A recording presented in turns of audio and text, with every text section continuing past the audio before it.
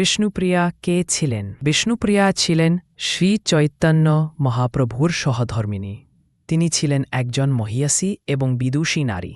শ্রী চৈতন্য মহাপ্রভু গৃহত্যাগ করার পর এই সাধিকা নারী প্রচুর কষ্ট পেয়েছিলেন। স্বামী বিরহে যন্ত্রণাকাতর এই মা বাকি জীবনটা উৎসর্গ করেন ভগবানের সেবার জন্য।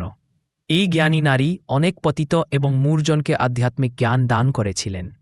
শেষ জীবনে একবার শুধু তার নয়নের মণি স্বামীর সাথে দেখা করার সুযোগ হয়েছিল। সন্ন্যাস নেওয়ার পর মহাপ্রভু একবারই তার মাকে দেখতে আসেন। তখন বিষ্ণুপ্রিয়া মহাপ্রভুকে একটু প্রদীপ দেখাবার সুযোগ পেয়েছিলেন। প্রাণপ্রিয় স্বামীকে প্রাণ ভরে প্রণাম করার পর তাকিয়ে দেখেন স্বামী আর সেখানে নেই, শুধু রয়ে গেছে তার খড়ম। ইতিহাসে এই একমাত্র নারী যিনি পরবর্তী সমগ্র জীবনে শুধু স্বামীর খড়ম পূজা করেই কাটিয়ে দিয়েছিলেন।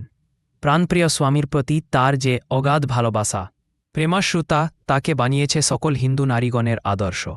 মা বিষ্ণুপ্রিয়া এই পেজের সকলের পক্ষ থেকে তোমার চরণে শতকোটি প্রণাম। ভিডিওটি ভালো লাগলে চ্যানেলটি সাবস্ক্রাইব করুন।